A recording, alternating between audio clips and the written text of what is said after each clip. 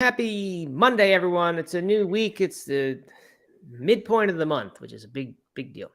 Hope everyone had a nice weekend. This is the Plant-Based Morning Show. It's 11 a.m. Eastern Time. We're always live at 11 a.m. Eastern Time every weekday. And always brought to you by Compliment. Lovecompliment.com is the website. Lots of good plant-based supplements and lifestyle aids over there. So check that out. I'm Adam Duggan here now. We'll talk about what we did a bit this weekend, and hope all the mothers had a happy Mother's Day. We had a nice time, cooked some food. The kids did some cooking as well with me to make a Mother's Day dinner. That was fun. All right, Doug is here. How's it going, Doug? Good morning, Matt. It's going well. I'm curious why it's a big deal to be halfway through a month. It's really not. I just don't know what else to say in the first few minutes. Okay. All right. I always focus on the day or the date, something about it. The Ides of May, you could say it is. Well, here's the big deal. We're 8 days away from the biggest thing we've ever done at Compliment. Oh, yeah? Biggest event we've ever had at Compliment. Is it the biggest ever? Bigger than Black Fridays? I guess it is. In some ways it is, yeah. Okay, what is it? Tell us what it is, Doug. Oh, it's the Plantapalooza online festival with daily headliners doing speaking events or doing interviews with Matt Tolman on a variety of different topics. Some of the biggest experts in the field of plant-based nutrition, RDs, medical doctors, yourself, other experts, and then also a huge semi-annual sale, up to 50% off Compliment products. So this is going to be a big sale, but also a lot of incredible content that we're going to be dripping out every day, starting next Tuesday through the following Tuesday. All right, good. So May 23rd? 23rd through the 30th. Through 30th. Okay, good. Well, keep an eye on everyone. We will remind you. We'll point you back there. Yes. And you can go check that out and support this show by engaging with the Compliment stuff and buying those good lifestyle aids. Okay. Let's see. What's up, Doug? Anything fun to report from the weekend? Mother's Day? Anything? I saw your school play picture was shared in the Discord. Yep. Yes, it was a fun weekend. I was solo this weekend with the girls as Katie was up in New York. So there was lots of time with the kids, but we tried to stay as busy as we could, doing a bunch of different activities and getting outside and eating a lot of less than healthy food, and had a Sunday night movie night, living crazy life. But it was good. Katie got home a few hours ago, so all is right in the world again. But we survived. We did well. I would say we even thrived. We didn't just survive. We thrived. Yeah. Okay. Did you tell Katie about all those non-healthy foods you ate? She hasn't asked yet, so okay. All right. Yeah, lots of treats. Lots of like, hey, why don't we go get ice cream? Or hey, why don't we go do this? Right. All right. Good. Well, it's good. Got to do some of that. Yeah. All right. People are chiming in here. Bianca says, "Good morning. Still on vacation." I thought Bianca did her race, didn't she? Was that race? She did. She ran her 50-miler, and it looks like she nailed it. She did great. Good, great. I mean, she's still here. She's still vacationing, so she's still able to type. Good. So that's good. It sounds like it was harder than she anticipated. At least 2 of the 50 miles I did, I got sick after them in the week following, and I blamed it on the race, of course. Yeah. But hopefully Bianca doesn't. Okay, Leslie Knight says good morning, back from Girls Weekend. I saw that in the Discord as well. Anne Marie, Suzanne, Stephen, D1 to Know Adventure Coach, Mr. Jeffrey, Phyllis Hauser, Suzanne. I already said Suzanne. So a lot of regulars. Good to see everybody. Hope everyone had a nice weekend. How about you, Matt? Did you have a nice weekend? Yeah, I did. Did some soccer stuff, of course. We have a new small team here in Charlotte that a friend of mine owns the team along with a couple other people. And they had their first home game called the Charlottetown Hops. So that was fun. Went there, had a couple good beers. So that was a good time. And I spent a bunch of time looking at blood work data. I really want to get a good comprehensive blood panel done of all these things I have never checked before, but just this recent interest of mine in longevity and different perspectives on things we need got me interested. So I spent a couple hours on that. Saturday, did some good cooking yesterday with the kids for Mother's Day. Just made some good, different, very healthy Italian kind of dishes, light stuff. Had a broccoli rabe roasted thing with some. I bought store-bought gnocchi. I haven't done that in the longest time because it's always been really bad and like really tough. But this was from De Cecco, which is like that brand. They make like those $4 pastas that's like the blue and yellow box. I think people will recognize it. So they make one. They make one. It was fairly healthy ingredients, and I was surprised at how good it was. So that was a really nice shortcut compared to making it from scratch. Did you do the whole grain or the white? I didn't see whole grain. I saw a whole grain one that was also sweet potato, and that's a no go for me. It's a deal breaker. So I just got regular, but I mean it's mostly potato, so wasn't too worried about the flour in it. But that was good. Made a little pesto for the broccolini, and I made an orange salad, a Sicilian salad, which is really just oranges, which we've been getting good oranges recently. It's just oranges, tossed with a little bit of thinly sliced scallion, olive oil, which we use a really good olive oil for it, salt, pepper, and oregano.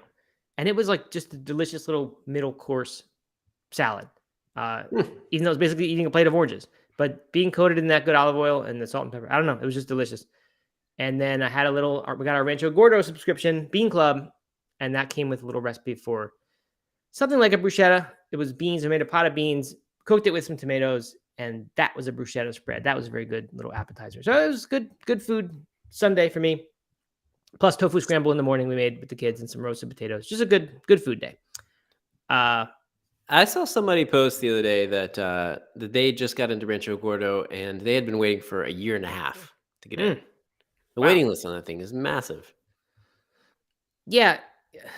If that's true. I mean, I do believe it. Yeah, I don't know. I've wondered, I think the waitlist strategy has been really good for them. And I think they're using it in other ways. Like yesterday, I found out they were republishing this book called Fagioli, the Bean Cuisine of Italy, which to me, right up my alley. Want that book. I've wanted it for years.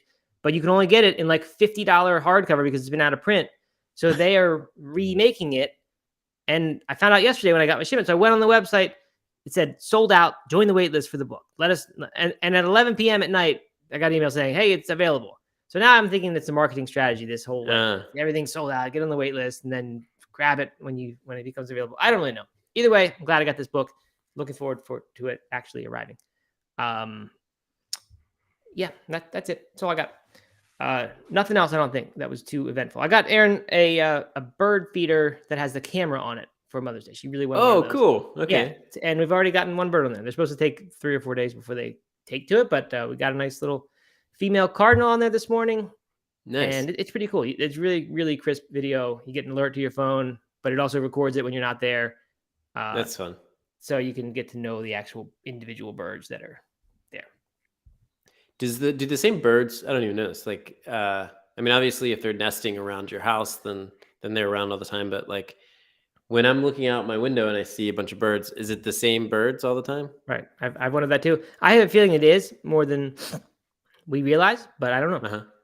Just because I do think they just stay nearby and there are not that many coming through. I don't know. But that's what I figured this would be good for. We ought to identify markings and figure out which ones are which, give them names, have little pets basically that are out there. And that'll be good. Then we can get rid of our cat and not have a real pet, which would be perfect. Nice. Nice. No more dogs. Nope, no more dogs. Well, not for now. All right, that's it. There was a question in the Discord. I guess that we'll go ahead and jump into this one. Okay. Anne-Marie asked it. She's often big time participant on these things. And she, in reference to our thing yesterday, or on, I think it was Friday, we talked about the vegan strength training myths. And in that article, the author, who is Karina Inkster, who, by the way, she wrote on their post and said, this article is actually several years old. And she now has like 5 books, not 3. So I don't know if any of her viewpoints have changed, but at least in this one, so she listened to it. Yeah, or at least she watched part of it. Yeah, I don't know. And she said if we want, we can come on her podcast too, No BS Vegan, which I think I'm gonna tell her I want to do. It seems like fun. Anyway, the myth number 1 is her question. The myth was enough calories equals enough protein, and basically, if you're not getting enough calories, then you're getting enough protein. that I think has been the vegan sales pitch for a long time. That like, no, you don't need to worry about protein because as long as you're getting enough, you're not going to have a protein deficiency because that doesn't happen. And without malnutrition, there isn't protein deficiency, up to a rounding error, right? I'm sure it happens, but it's a tiny amount. But she in this article says, no, bust that myth. You actually, if you're inactive, then 0.8 grams of protein per kilogram of body weight per day, which is like about a third of a gram per day per pound. That's okay if you're inactive, but if you're a 150-pound active person, if you're an active person, more like 1.8 to 2.7 grams, especially if you're a strength or a vegan person and strength athlete. So that's a huge increase. That's a 3x increase over that government recommended amount. And so anyway, the question here that Anne-Marie's asking, which I will read, is this. So she listened to a different thing with Robert Cheek, I think on some other thing with Chef AJ maybe. Anyway, she said Robert cited myth number 1 as a statement, as in he was basically perpetuating the myth in this video. And he stressed at minute 21 that this is profound. And he wanted everyone to listen that if you are getting your calorie needs, if you're meeting your calorie needs, then you're getting enough protein. So he's sort of, saying the myth, not the busting of the myth. So disagreement here, right? Within the vegan strength building, vegan muscle crowd, right? Because Robert Cheek, obviously part of that, one of the founders of that really, and Karina also part of that. So very, very different recommendations here in terms of protein. And so Anne-Marie says, as a 54-year-old female that lifts weights, I'm interested in maintaining muscle as I age. I've been whole food plant-based for 8 months now. I'm still wondering how much protein is optimal. Would love to hear more discussion about this on the show.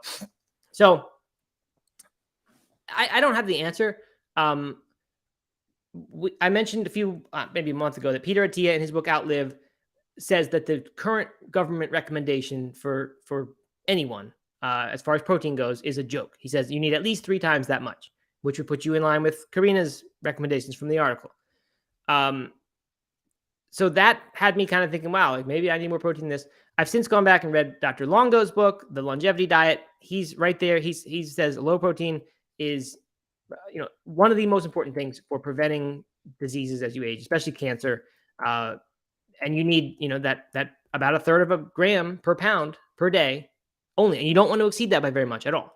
If you're older, if you're above 65, getting towards 70, in that range, you want to start adding to your protein, but nowhere near, it gets up to like maybe 0.4, 0.45 grams per pound, nowhere near 0.8, 0.9, these really big numbers.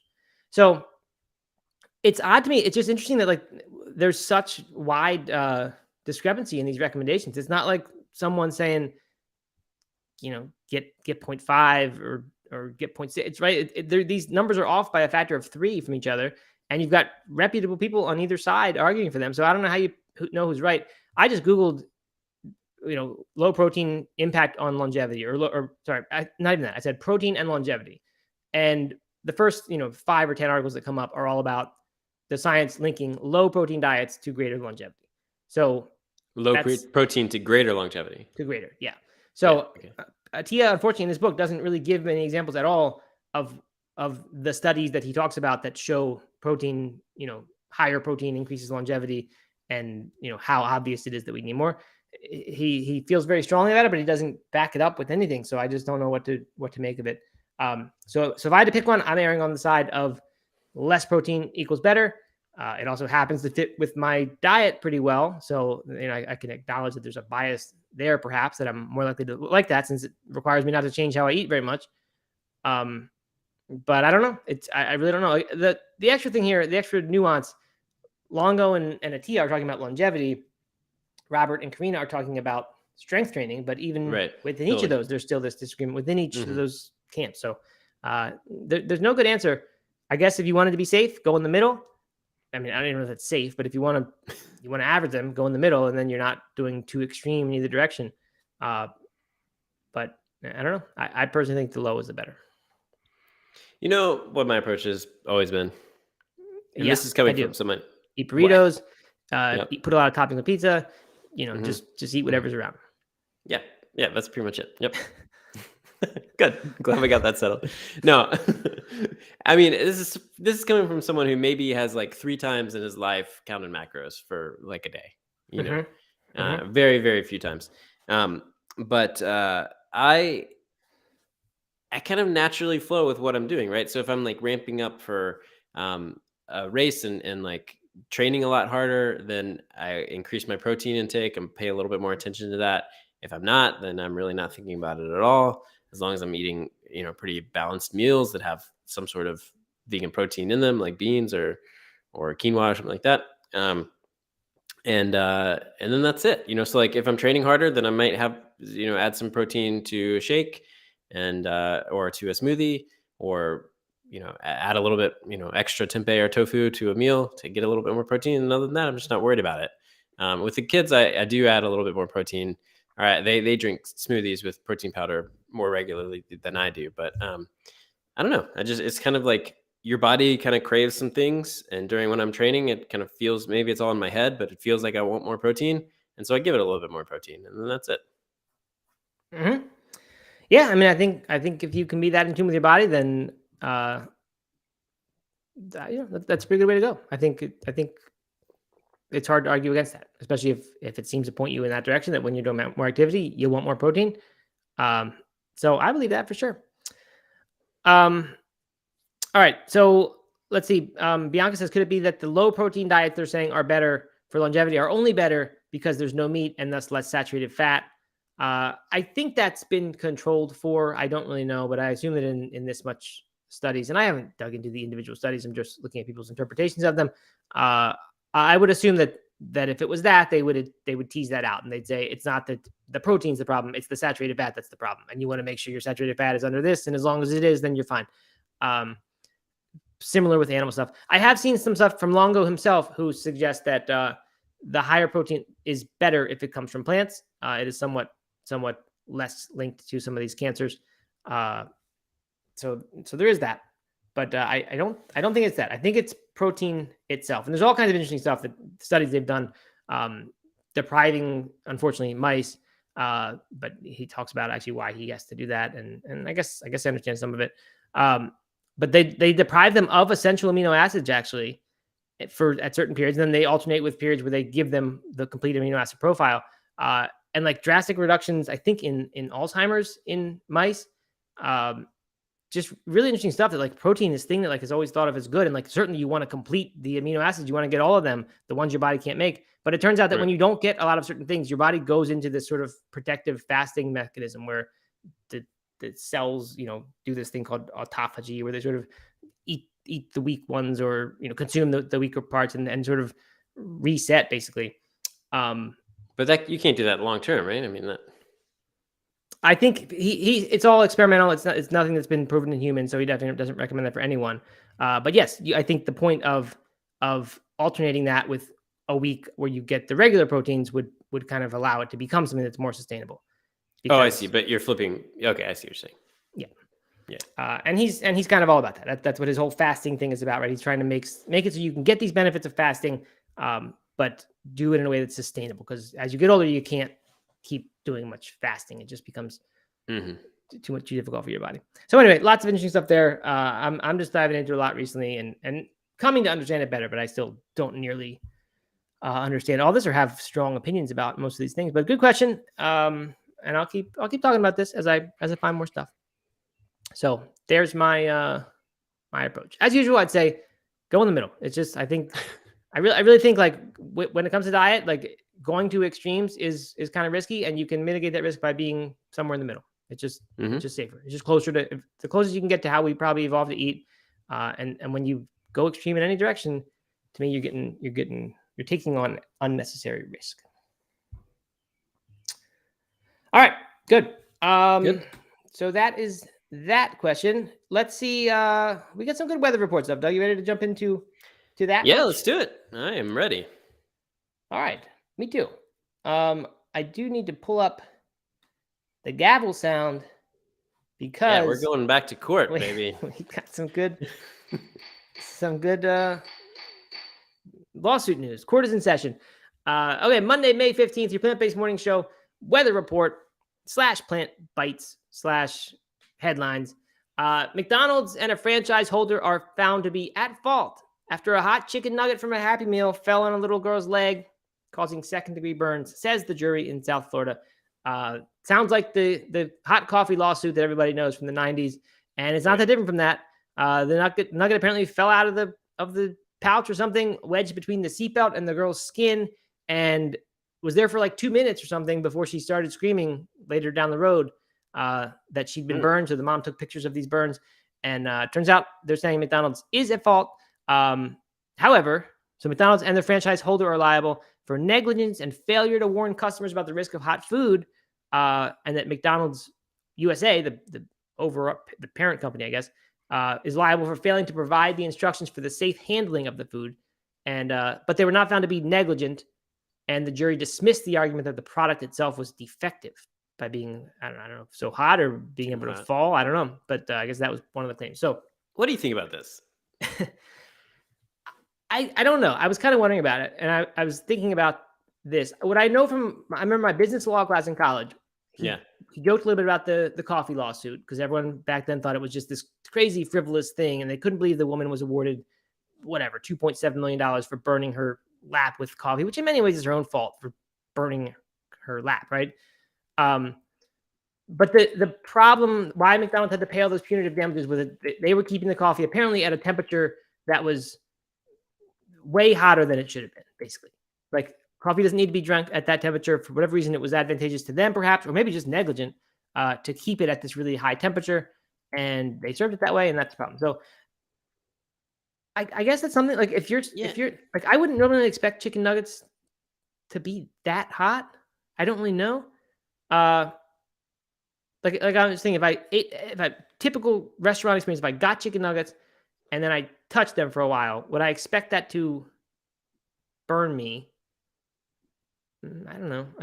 I mean, the question is, like, do you want your food to come out, like, be served to you at a temperature where you can eat it immediately, or do you need to let it cool off before you eat it? And especially a kid's meal, right? I mean, if this is a kid's meal and a kid's nuggets, like, do you anticipate the kids like waiting for it to cool off? I certainly give my kids food right out of the oven, and it's probably too hot for them to eat. For a minute, you have to kind of stir it up or whatever. Right. But you then warn them. You then say, "Hey, careful, guys! This is too hot." Yeah, and I throw a little ice cube in it. Sometimes I do that. And McDonald's, as far as I know here, did not provide any safe instruction or instructions for safe handling of such a hot item. What I saw, some of the details I saw was that their argument was that no one would reasonably expect for this to be in contact with someone's skin for 2 minutes, right? You'd expect, but I think the fact that it's a kid's meal, you sort of have to expect that it might fall somewhere where the kid can't easily get it or whatever. So I guess I'm on the side of the person here, the consumer, that if it's gonna be that hot, there had better be some instructions if it's meant for a kid. I don't know. I mean, I guess without knowing a lot of details, it just sounds like where I'd come out. Yeah. But then, like, if they're made, do you want them to sit at a certain temperature? Because they're all pre-made, right? Like, they probably make a big batch, and then it might be 10 or 15 minutes before they actually get served. Probably. Right? So you want that to stay at a heat, like, for food safety reasons. You want it to stay at a certain temperature that's probably hotter than what you would serve it at. I don't know. I guess the instructions are really the instructions are the thing. They're the crux. All right, so that's that one, and then there's more. That had nothing to do with veganism, by the way, but I guess we don't like McDonald's because it's not plant-based, and until they start serving plant nuggets, we root against them. All right, Subway though. Subway has a few vegan options. Doug, you once wrote an article about Subway's 3 new vegan subs they were testing. That they didn't end up keeping. Didn't end up doing it. Nope. Anyway, they've had a years-long legal drama surrounding their highly scrutinized tuna. And finally, it's coming to an end, at least for now, because the California woman who was behind the lawsuit, alleging that its tuna products were not actually made with fish, with tuna fish. She wants to drop the case because she wants to focus on her health and family as she prepares to have a child. So it's been going on for years. Now she's pregnant. She's saying, I'm done with this, and I want to be able to sue again in the future. I don't want it to be dismissed with prejudice. So this is dismissed without prejudice. And I think she also wants to not pay the $618,000 of Subway's legal fees that they want her to pay for dropping this case. But so, that's that part. I don't really care that much about that part. The interesting part to me is what happened with the tuna. She had said her independent lab tests, I don't know why she did them, but she did, of the fish and mayo concoction didn't actually find any tuna. And her lawyers didn't immediately reveal what the test did find, but later they amended the lawsuit to say that the lab findings detected chicken, pork, and cattle protein in the product. So that doesn't mean there weren't any other fish in there, but at least those things were also in there. And tuna was not. Subway said those were meritless claims. They set up a little web page or even to kind of clear some things up. So no real word on where that went or whether or not it was, but now she's dropping it. So the fact that she's dropping it is a little bit weak to me, right? Yeah. It means maybe she was just sort of hoping that they'd get tired of fighting this, and now that she realizes she can't win and they're not going to let her win, that she just given up. But maybe she just wants to have her baby and then come back and fight again another day. If I thought I could win this case and I was about to have a baby, I would push as hard as I could, because that's your ticket to college tuition and everything else. Could be. You're right. That's having babies expensive. You're gonna win that lawsuit. Bring on the money. Yeah, but maybe she thought she wasn't gonna win. Maybe she just had to stop putting money into that because now she was thinking about the baby and paying for all that. Yeah, that's true. I don't know. All right, on to more serious stuff that actually is relating to plant-based things. Okay. Chinese cultivated meat company CellX has announced that they've been selected. Plant-based things. What? This isn't quite plant-based. No, but you're right. But it's in the vegan interest, at least related to our interests. They've been selected among 6 finalists out of 353 people who wanted to be finalists or participants in the XPrize Feed the Next Billion competition. Doug, you know about XPrize? You're all into that. You follow that stuff? I do not. It's Peter Diamandis' thing. It used to be. I think the prize was like for space. The first, it was who could do an independent like rocket launch before Elon Musk and everyone else was doing that stuff. I don't know who else is doing it now, but it used to be just NASA, right? And then they came out with the X Prize, which was giving $10 million to whoever could somehow most successfully launch their own rocket, had to reach space, something. This was like in 2007, probably. So anyway, it has since grown into lots of other competitions. I think they had a competition for designing an app that they could drop in the middle of Africa somewhere to people who couldn't read, children, and it could teach them to read just by being an app. So they're into that now. They're trying to feed the next billion people with this prize. So this for 2024, it's paying $12 million, and the 6 finalists are these: Revo Foods, we've talked about them before. That's plant-based fish from Austria. Eternal, which is fermentation-derived chicken from Argentina. The Plant Eat, which is plant-based chicken from South Korea. Pro Filet, plant-based fish from Canada. TFTAK, plant-based fish team from Estonia. And finally, the CellX, which is the only cell-based one. It's cell-based chicken from China. So there's not too much more. Peter Diamandis had something to say about it, about how exponential technologies are giving humanity the ability to reinvent how we feed the world. And that's, of course, what this prize is trying to encourage. So he's trying to do good things in the world by raising huge money for prizes that incentivize development in these areas. So it's kind of cool that there's this whole thing focused on meatless feeding of people. Yeah, definitely. And they're all trying to make mock meats. Yeah, I think it's very cool. Yeah, I do too. So hopefully we'll see more about that and see how that is going. Wonder if it'll be like a taste test that decides the winner. Ooh. Like a little, like a March Madness kind of deal. Where they pit them against each other. There might be more. A panel of judges? Yeah.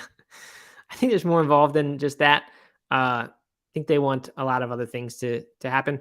The viability of it. Right. All that stuff. Yeah. But I mean, taste is important. We need people to choose this, so it's I mean, taste has to be part of it, right? If it tastes like garbage, then then no one would buy it, right? So yeah. So I mean, out of those, I mean, I guess I don't really get like why is there plant-based chicken and plant-based fish? Like, can't one company just if you figure out how to make that, any one of those, don't you just sort of know how to make all of them pretty well? I don't know. It just seems weird. But whatever. So I just think the cell-based, by far the most interesting of these. Like, who wants more Beyond Meat and Gardein chicken and fish and all that stuff? Like, we already have all that. What about the fermentation-derived chicken? Yeah, that's kind of interesting. I'd be curious how that works out. We've heard about that just a little bit. These fermentation or these precision fermentation meats. It's of course that's popular with the dairy and that's approved for sale now. Animal-free whey and dairy identical whatever cheese. But yeah, so I'd love to see what happens with that. I don't know. I mean, these all come with the fears of like this is unknown sort of food. We don't know what really happens down the road, like things like with GMOs, where it's not that easy to quantify in short term what might be the risks. So obviously there's all that, but perhaps the known immediate risks of food supply issues, certainly they are much higher for people who don't have enough food or it's not distributed to them. They have immediate risk of starvation. So those seem like minor things, right? To think that we're worried about what might happen if this is GMO like compared to people dying from starvation. So anyway, that's that. Interesting. And last one, I don't care about this one, but you probably do, Doug. Violife Professional, which is the food service arm of Violife, announces they've now made Violife Just Like American Slices Easy Melt. That's the name of the product. It'll melt easily, but you and I can't get our hands on it. It's just for when you go to Barnes & Noble and get yourself a Just Egg patty and it has cheese on there made by Violife. It'll now be this Just Like American Slices Easy Melt cheese. So there's that. I don't know who wants this stuff or eats this stuff, but why would they not put it in mass market? I wonder. I don't know. I wonder that too. Maybe mass market people aren't really that interested in melting their cheese at home. I mean, not that many people are like you, Doug, and make their tuna melt sandwich by heating up their toast and then putting what did you do? I forget. I think you heated the whole tuna pile in the toaster. Did I? I don't know. There's something about it that was a little weird for me. But anyway, maybe people just aren't melting their cheese slices all that much at home. I think people are doing that all the time. Really? Making sandwiches? Yeah. I mean, I make sandwiches all the time, and we put cheese on it. If I don't really do it anymore, but like we used to put the chow cheese slices on, we would never toast that or melt it. It would just be weird. You want like a nice cold, fresh deli sandwich. Oh no, if I'm gonna make a sandwich like that with cheese and like deli meats, it's 100%. Really? Oh yeah, 100%. Yeah. Always. That cold cheese? No way. It's like the only way it's any good because it has no flavor, right? I mean, and it's right. It's not good, right? The only way it's good is if it's a little bit melted. Yeah. Yeah, but then I just wouldn't put the cheese on, and then you have a good sandwich that's cold, like a normal deli sandwich, and you don't have to worry about the cheese. Or vegan. Bianca says grilled cheese. Yeah, like building. No one makes that. Cheese. No one makes grilled cheese out of vegan cheese. It's the worst food in the world. You don't want a whole meal based on this garbage tapioca starch and coconut oil concoction, and butter or whatever Miyoko's butter or oil that fries your. I mean, and white bread. It's just the worst thing you can eat. You're just making a cocktail of death for yourself if you do that. I'm not going to argue with that, but people certainly do it. I've done it. Yeah. Well, serve it up with some like lentil soup. Couple little slices. Yeah, definitely. Yeah, good old grilled cheese and lentil soup, the classic American combination. I love that. How could you not do that? All right. Oh my God, you're the worst. Keep going. What's up? All right, no more weather report. Into a story that almost got put into the weather report, but we decided to give it the time of day. From Best Life Online, happy campers in quotes turns out to be a real thing. That's their headline. Their subheadline I have a problem with. Apparently, couch surfing does not, in fact, boost your mental health.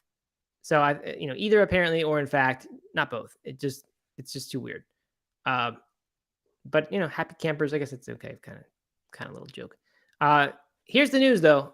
A study that surveyed 10,992 people dove into the benefits of camping. Turns out the phrase happy camper isn't just a cheeky idiom. By the way, they use the phrase pitch a tent several times in this article as a synonym for camping. I don't know why they picked that phrase. Like, couldn't you find another, or just not repeat any phrase more than once? But they said pitch a tent. I just gotta read it. Those who love spending time in the great outdoors camping are happier, more active, and feel less anxious than people who don't pitch a tent. So I guess it makes sense. 48% of the campers are happy compared to 35% of non-campers. And campers feel happy almost every day, even when they aren't camping. So does that mean that non-campers, only 35% of non-campers consider themselves happy? Like 65% of non-campers are unhappy? Yeah, but then so are 52% of campers. I mean, more than half people are not happy in the world. Wow. But I mean, If like the way system, more. Like if you, well, I don't know what the two group sizes are, but right? There's maybe probably many 50. fewer campers than Yeah. non-campers. So yeah, probably something like 38% or something of all people are happy. Not that many. Wow. Yeah, I didn't dig into the study, so we don't know about that. But this is in agreement with other research or aligns with other studies. They've the University of Michigan and Edge Hill University in England study found that taking nature walks was associated with much lower rates of depression. And a comparative study on forest bathing, which is the Japanese practice of spending time in the woods, that also found that after that forest bathing, people with depressive tendencies demonstrated significantly greater improvement. And then relaxing and unwinding in nature is a big reason why many opt to pitch a tent over other activities. So there you go. 91% do it because they feel relaxed, and campers are 23% less anxious than non-campers. So there you go. I know you're not an outdoorsy guy, to say the least. Right. You like to sit at home, judge Read a people with book. their vegan cheese slices. Yep. Sit there just like thinking about people. Yeah. That's what I do. Just stew and get angry. just exactly. I mean, I think that, like, I don't know about for you, and I can't see it across the board for everyone, but certainly for me, and I think a lot of people, like, there is something very real about being happy outside, and happy outside in the woods, in the forest, in the fresh air. Even if you're not in the, like, as long as you're not on like city streets, but if you're just in a field somewhere or whatever, like, there's something very very real about that changing your mood around and making you feel better, happier. Definitely. I 100% agree with that. I even feel the same way when we used to live in Asheville up on the mountain, very remote kind of place. If I went outside in the middle of the day, it was just like a flood of like calm would hit me in the quiet and the animal sounds, seeing all the leaves, there's real stuff to that, seeing complex textures, fractals and things that are in forests and trees compared to smooth, man-made things. That I think that's very real. So I really like camping. I just don't like the outdoor activities. You have to like do stuff. But like if I could take my outdoor activity or my indoor activity, like reading, if I could take that to outdoor situation where I'm camping, and as long as I'm not getting bit by bugs and stuff like that, then I'd be happier that way. So I'm with you. Yeah. I agree about all this. By the way, 98% of I mean, people. the beauty about judging people is you can do it from anywhere you want. Yeah, right. Exactly. 98% of people enjoy outdoor activities in general, of campers. So I guess I'm the exception there because I would like the camping, but I don't really like. Well, they have walking, cycling, and bird watching. I like bird watching. I don't really like. Certainly don't like But cycling. do you actually like the camping, or do you just like being outside a little bit? Like, do you like sleeping in a tent and that kind of thing? I mean, not really, but Yeah. I like being outside, and I like the experience. I like the experience of like have 2 nights where like it's just different, and it's not gonna be the most comfortable sleep of my life, but get to wake up outside. I like that. It's good. Yeah. So I actually am not opposed to camping. I wish we did it more than we do. Huh. Who knew? But yeah, but I don't like the other activities that much outside. A couple things here. I googled how many people are unhappy, and it's way less than 58% or whatever. Okay. According the one article has 24%. CNN had 24%. Time Magazine had 33%. That's how many are unhappy. Is there a neutral middle ground here? Because these numbers we just got those by subtracting them from 100. How many were happy? Okay, that's a good point. So I don't know how you find that number. How many feel neutral? Okay, well, here we go. I mean, so the CNN one, 24% says they're unhappy, 19% say they're happy. So that would mean that everyone else is in the middle. Yep. And then a lot of people are agreeing with me here, and they're saying that it's a scientifically proven fact, the forest bathing benefits. And I was just gonna ask about that. Does anyone actually do forest bathing and call it that? Like I know, Doug, you go for a run in the woods and you appreciate that. Maybe now you go for a walk. Like, do people? It's the Japanese thing or something. Yeah. I just know. Like, do people like the types who listen to this show? Has that reached the American audience or Western audience or whatever enough that people are saying, I'm going forest bathing now, and I'm just going to go out there and instead of a regular bath, I'm going to go take a forest bath right now? I think Maybe I not- wrote an maybe not article in standard. Rocket Runner about trying to start a forest bathing thing. Yeah, like calling it that, and like I don't know. Right. I'll have to go back and look. And Mr. Jeffrey is saying he calls his solo trail runs forest bathing. He thinks it's Oh just yeah, being in okay. nature. Is that? Uh-huh. Yeah, I actually don't know. I'm not clear on the definition. Bianca says I just call it being in the woods. So maybe just being there doing anything. Maybe you don't have to be doing nothing. I kind of figured you need to sort of be just totally mindful, and you're walking and you're just looking and thinking about the nature, not necessarily trying to do a run or something. But I don't really know. What about when I bathe in the woods, in the forest, in the creek? That's forest Yeah, bathing. that's totally. I like it. Here, Aisha says, being an outside runner, you must get those benefits as well. And I'm like, it's gotten hot and sunny here all of a sudden, and I'm at the point where I almost went for a run yesterday, and I was like, you know what? If I do that, I'm exposing myself to the sun too much, and I'm just going to get sunburn, and like it's probably a net negative on my health if I go for a run right now. Matt. You think that's wrong? Matt. I don't really know. Yeah, of course that's wrong. Just throw in some sunscreen or a hat or something. You're good. Yeah, I just don't know. That sounds like a pretty big excuse. It's not, because I did a regular workout instead, and it was hot in my garage, and I hated how hot it was, but I still did it, and I thought at least the sun's not beating down on me and making me get cancer one day. But I do wonder. I don't know. Aisha runs only in the morning. I mean, obviously that's the answer: is do it when it's not the hottest part of the day.